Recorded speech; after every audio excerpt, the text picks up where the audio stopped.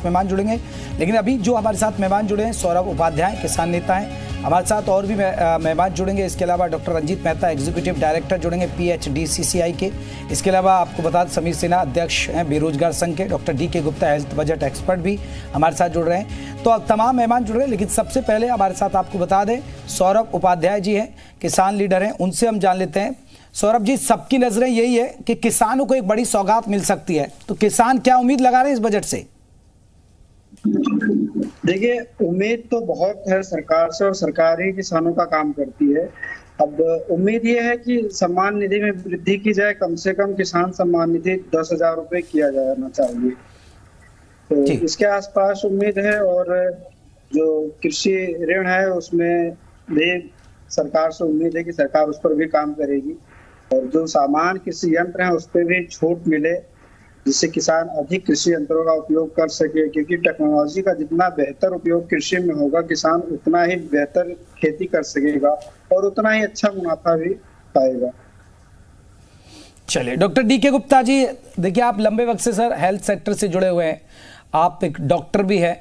Doctor साहब, कैसे देखते हैं इस बजट को? क्योंकि जिस तरह प्रधानमंत्री नरेंद्र मोदी को हम सुन रहे थे, उन्होंने बजट की बात तो कही है, जो संकेत दिया उन्होंने कहा कि अगले 5 साल की हमें जिम्मेदारी मिली है, तो अगले 5 साल का विजन होगा। 2047 का भी उन्होंने जिक्र किया कि उसके लिए एक रोड मैप तैयार होगा। उम्मीद की क्या की जा रही है स्वास्थ्य सेक्टर्स के लिए सर? देखिए, जैसा मोदी जी ने कहा है कि 2047 में हम विकसित राष्ट्र के रूप में देखना चाहते हैं भारतवर्ष को, और ये बात कई सारे प्लेटफॉर्म पे वो कह भी चुके हैं। तो एक विकसित भारत देश में कैसा होना चाहिए स्वास्थ्य का ढांचा, वो बहुत इंपॉर्टेंट है। उसकी तैयारी हमें अभी से करनी पड़ेगी। जो विकसित देश हैं जितने भी हैं, वो अपने GDP का रफली 10 से लेके 15 इवन 18% तक खर्च करते हैं। हम लोग सिर्फ 2.5% खर्च करते हैं, और पिछले 70 साल में तो 1 से 1.25% ही था। तो कहीं ना कहीं 2.5 से 5 और 5 से लेके 10 तक की जर्नी 2047 तक हमें पूरी करनी पड़ेगी।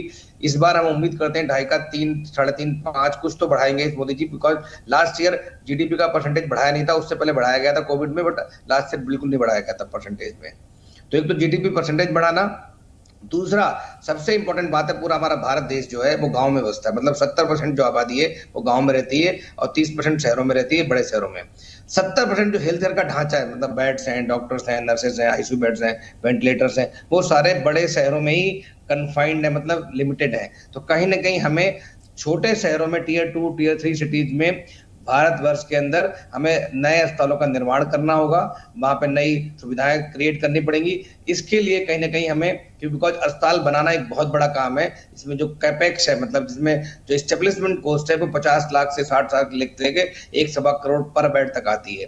तो वो कहीं ना कहीं फंडिंग फाइनेंसिंग के द्वारा आती है। उसके लिए हेल्थ केयर सेक्टर में फंडिंग और फाइनेंसिंग कैसे है, बाहर का पैसे कैसे आए, FDI कैसे आए, प्राइवेट इक्विटी वालों का कैसे इन्वेस्टमेंट बढ़े, उसमें कैसे फाइनेंशियल इंस्टीट्यूशन है वो इन्वेस्ट करें, बिकॉज उनका ROI निकले। तो उसके लिए सरकार को प्राइवेट पब्लिक पार्टनरशिप मॉडल में काम करना पड़ेगा और कुछ सब्सिडीज देनी पड़ेगी, जिससे जो गुप्ता जी एक बहुत महत्वपूर्ण सवाल है, क्योंकि देखिए आप निजी अस्पताल से जुड़े हुए हैं, और मैं अक्सर देखता हूँ आयुष्मान कार्ड की मैं जिक्र करूंगा, जो कि एक बहुत अच्छी योजना चलाई, लेकिन कई बार तर्क वितर्क होते हैं। कई बार निजी अस्पतालों पर ये लगता है कि वो उसको मरीज आता है, उसको मानते नहीं है कि आयुष्मान कार्ड नहीं चलेगा क्योंकि पीछे से बजट नहीं आता। उस चीज पर एक आप जरूर एक टिप्पणी जरूर करें उस मसले पर। बिल्कुल। तो आयुष्मान की बात करें तो एक बहुत बड़ी, बहुत महत्वाकांक्षी योजना, देश की नहीं दुनिया की सबसे बड़ी कैशलेस हेल्थ इंश्योरेंस स्कीम है, और लगभग 40-50 करोड़ से ज्यादा बेनिफिशरीज को कवर करती है।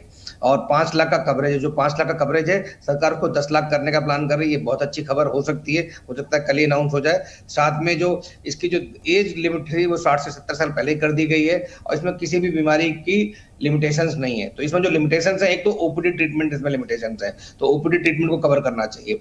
दूसरी बात, जो इसके रेट्स हैं पहले से बेहतर हुए डेफिनेटली, बट अभी भी वो क्वालिटी हेल्थ केयर सर्विसेज के लायक नहीं है। अगर आप चाहते हैं कि बड़े अस्पताल, कॉर्पोरेट हॉस्पिटल या मिड साइज हॉस्पिटल जो अच्छी क्वालिटी हेल्थ केयर सर्विसेज देते हैं, जो NABH है, NABL है, JCI है, और उनसे आप चाहते हैं हमारा मरीज इलाज कराए, हमारा जो उनकी एक्सेसिबिलिटी अफोर्डेबिलिटी हो जाए, तो उसके लिए आपको आयुष्मान के रेट रिवीजन पे काम करना पड़ेगा। बिकॉज जो आयुष्मान के रेट्स हैं वो काफी कम है, उसमें अच्छी हेल्थ केयर सर्विसेज या क्वालिटी हेल्थ केयर गुणवत्ता वाली सर्विसेज को प्रोवाइड करना थोड़ा डिफिकल्ट है। तो एक तो ये वाली बात है। दूसरी बात, अभी भी जो डॉक्टर हैं, नर्सेस हैं, भले ही हम कहते हैं कि 1000 पॉपुलेशन पे अभी हमारे जो एक डॉक्टर 874 की पॉपुलेशन पे आ गया, जबकि होना चाहिए 1000 की पॉपुलेशन पे। कहीं ना कहीं डॉक्टर रेशियो इंप्रूव हुआ है, बट अभी तक मैक्सिमम डॉक्टर नर्सेस या अस्पताल के बेड्स वो सिर्फ कन्फाइंड है बड़े शहरों में। तो अगर छोटे शहरों का डाटा देखेंगे जो टियर 2 टियर 3, तो वहां अभी भी रेशियो खराब है, वहां डॉक्टर्स कम है, नर्सेस की कमी है, बेड्स लगभग अभी भी 24 से 25 लाख बेड्स की आवश्यकता है देश में, या नर्सेस की अभी भी बहुत सारी आवश्यकता है। तो कहीं ना कहीं स्किल्ड मैन पावर, जो मेडिकल मैन पावर, चाहे वो पैरामेडिकल स्टाफ है, नर्सिंग स्टाफ है, इनकी जरूरत है, सो दैट हमारे टियर 2 टियर सिटी में जाके सेवा दे सके। एक और बात बताऊंगा इसमें कि जो हमारे देश में हेल्थ केयर की बात करते हैं, तो हेल्थ केयर में एक ब्रेन ड्रेन अभी भी बहुत सारा हो रहा है। बहुत सारे लोग अभी भी बाहर जाके निकल जाते हैं, बिकॉज उनको अभी भी यहाँ पे बहुत सारी अपॉर्चुनिटी नहीं मिलती हैं। तो कहीं ना कहीं हमें ब्रेन ड्रेन को रोकना चाहिए। हमें अपने जो बहुत सारे बच्चे 12th के बाद भी आजकल बाहर मेडिकल की शिक्षा देने ले जा रहे हैं, तो वहीं जाके बस जाते हैं। तो नीट की जो एमबीबीएस की सीट्स है वो बढ़ानी चाहिए, नीट को ट्रांसपेरेंट बनाना चाहिए, जिसमें जिस तरह घोटाले हो रहे हैं वो नहीं होने चाहिए। उससे लोगों की जो वो क्वालिटी पे इसकी क्षमता पे कहीं ना कहीं सवाल खड़ा हो जाता है, वो नहीं करना चाहिए। एक और बात, जो 80D स्कीम है, जिसमें हेल्थ इंश्योरेंस जिन पास है, प्राइवेट क्लास मिडिल क्लास के लोग, जो ज्यादातर यहाँ पर मिडिल क्लास के लोग हैं, वो अपर क्लास के लोग हैं जिनका हेल्थ इंश्योरेंस प्राइवेट वाला है, उनके लिए कुछ अभी जो इसका लाभ है, बेनिफिट है, उसको एक्सपेंड करना चाहिए, उसको बड़ा करना चाहिए, उससे लोगों को फायदा होना चाहिए। और बड़े अस्पताल, अगर आप हमसे उम्मीद करते हो कि हम सीटी, एमआरआई, अल्ट्रासाउंड, कैथ लैब में एंजियोग्राफी, एंजियोप्लास्टी या रोबोटिक सर्जरी सस्ते दामों पे कर सकें, तो कहीं ना कहीं जो इनकी इक्विपमेंट कॉस्ट होती है वो बहुत महंगी होती है, और ये सारे इंपोर्ट होते हैं, बाहर से आते हैं। मतलब एक सीटी स्कैन 5 से 6 करोड़ का आता है, एमआरआई 6 से 8 करोड़ का आता है, कैथ लैब 6 से 8 करोड़ की आती है, रोबोटिक जो सर्जरी का इंस्ट्रूमेंट है वो 20 से 22 करोड़ का आता है। तो इन पे इंपोर्ट ड्यूटी भी 30% के आसपास है। कहीं ना कहीं सरकार को एक तो इंडिजिनस बनाने में बढ़ावा देना चाहिए, दूसरा इनकी इंपोर्ट ड्यूटीज को कम करना चाहिए, सो दैट कम अगर पैसा मिलेगा, और इनकी फाइनेंसिंग को भी सस्ता करना चाहिए। हमारी जो फाइनेंसिंग होती है हेल्थ केयर में, हम सब बोलते हैं हेल्थ केयर एक सेवा का सेक्टर है, हमें सेवा भाव से काम करना चाहिए, बट फाइनेंसिंग में अगर हम अपने लिए लोन लेते हैं, या रियल एस्टेट वाला कोई लोन लेता है, या कोई इंडस्ट्री वाला है, मैन्युफैक्चरिंग वाला लोन लेता है। बिल्कुल गुप्ता जी, आपकी बात से लग रहा है कि बहुत एक भारी भरकम जरूरत है एक बजट की। मैं लौटूंगा सौरभ उपाध्याय, क्योंकि किसान हैं वो हमारे साथ जुड़े हुए हैं।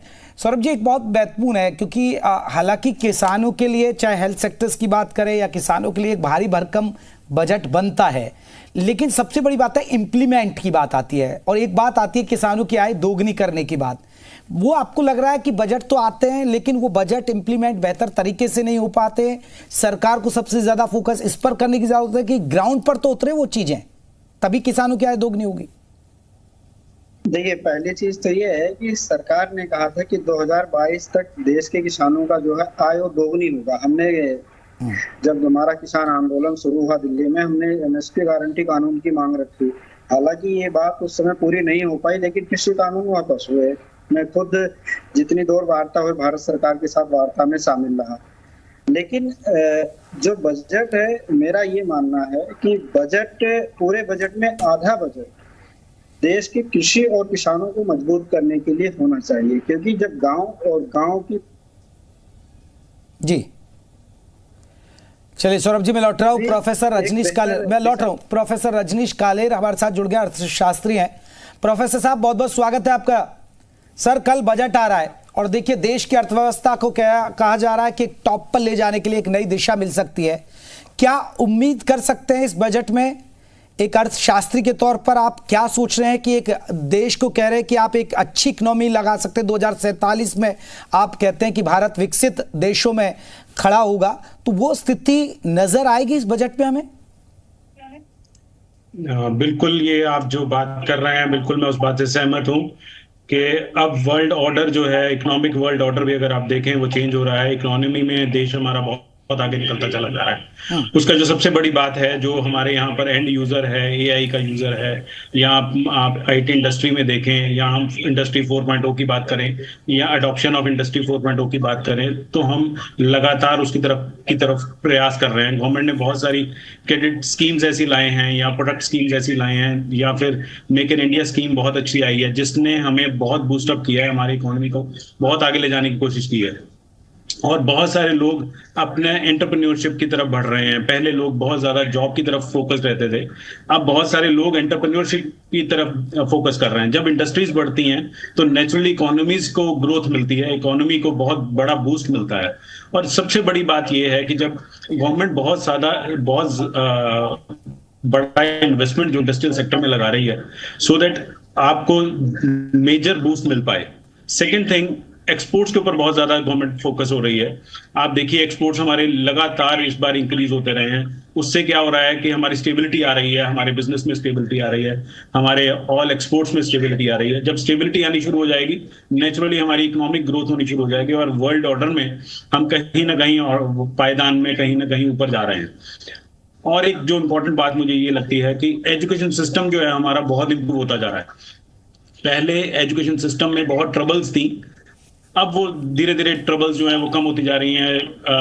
रूरल एरिया में भी जो एजुकेशन है वो बहुत ईजी एक्सेस हो गई है। देखिए सरकार कहते हैं कि हम 5 ट्रिलियन डॉलर का टारगेट अपनी इकोनॉमी को लेकर जाने की बात कहते हैं, और हम कहते हैं कि ये दुनिया की तीसरी सबसे बड़ी इकोनॉमी हमको बनना है, और ये बात कही जाती है बार बार। लेकिन आपने एक जिक्र किया रोजगार आपको लग रहा है कि हम रोजगार सेक्टर्स की बात करें, युवाओं की बात करें, और हम रोजगार बिना दिए हम इस इकोनॉमी को छू पाएंगे? क्योंकि रोजगार का एक बड़ा मुद्दा है, बेरोजगारी का एक बड़ा मुद्दा है, और जो आप देख रहे हैं अमूमन चुनाव में भी देखने को मिला और सरकार को भी लॉस हुआ इसीलिए क्योंकि बेरोजगारी एक बड़ा मुद्दा रहा।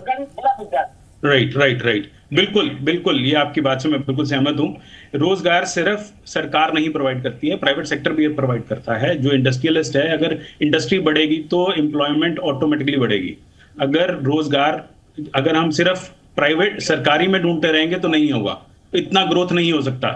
ऑलमोस्ट वो एट सैचुरेशन पॉइंट चल रहा है। बट अगर आप इंडस्ट्रियल ग्रोथ करेंगे तो नेचुरली नए लोगों को एम्प्लॉयमेंट मिलेगी। सर मैं वही तो बात कर रहा हूँ ना, हम तीसरी सबसे बड़ी इकोनॉमी की बात कर रहे हैं कि हम हमारा टारगेट है, हमारा लक्ष्य है, लेकिन वो बने कैसे? क्योंकि रोजगार तो नजर नहीं आ रहा है। आपने कहा कि ठीक है आप गवर्नमेंट सेक्टर्स में मत देखिए, फिर बेरोजगारी मुद्दा क्यों बन रहा है? फिर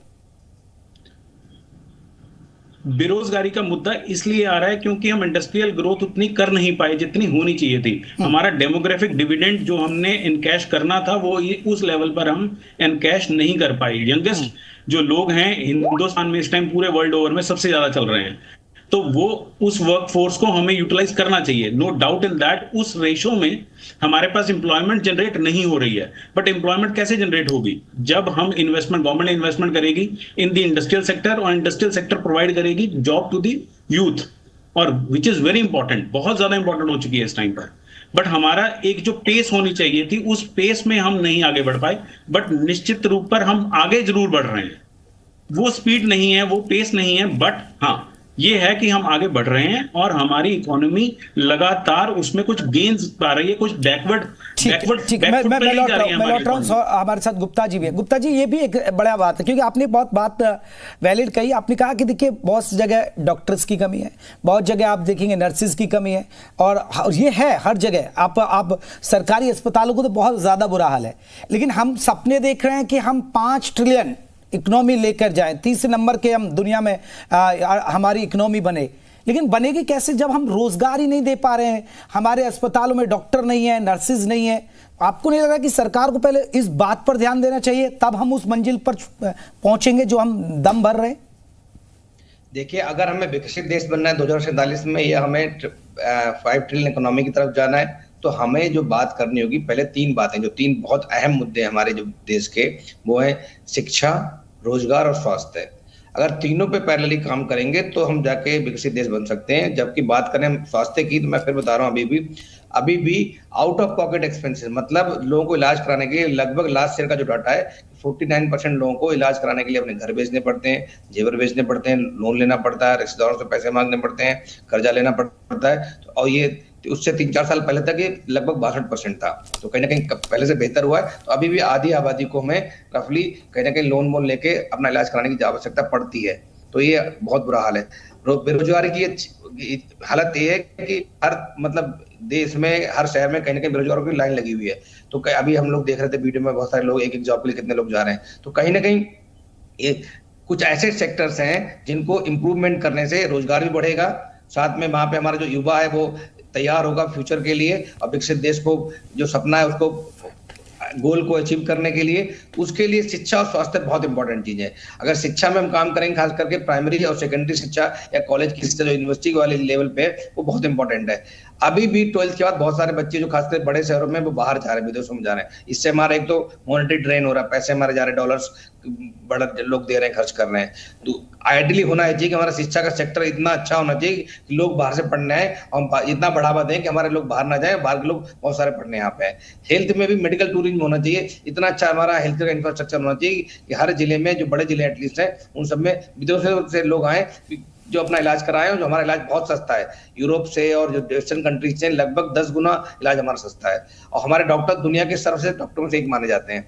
तो कहीं ना कहीं ये ऐसे 2 सेक्टर हैं जिनको अगर हम बढ़ावा देंगे तो डेफिनेटली जो हमारा सपना है, जो विकसित भारत का या जो 5 ट्रिलियन इकोनॉमी वाला, वो कहीं ना कहीं पूरा होता दिख रहा है और हम उस पर नक्शे कदम पे चल भी रहे। ठीक है, चर्चा देखिए हम आखिरी पड़ाव पर आ गए। मैं गुप्ता जी आपसे एक लाइन में समझना चाहूंगा, आप क्या उम्मीद कर रहे हैं स्वास्थ्य सेक्टर के हिसाब से कि ये मिल सकता है इस बजट में? आयुष्मान का प्रीमियम जो हमारा अभी 5 लाख का वो 10 लाख का हो जाएगा मोस्ट प्रोबेबली। जीडीपी का जो परसेंटेज है वो 2.5 से कम से कम 3-3.5% होगा। हमारी उम्मीद तो 5% की, 2.5 से 3% होगा। एटीडी में कुछ इंप्रूवमेंट होगा।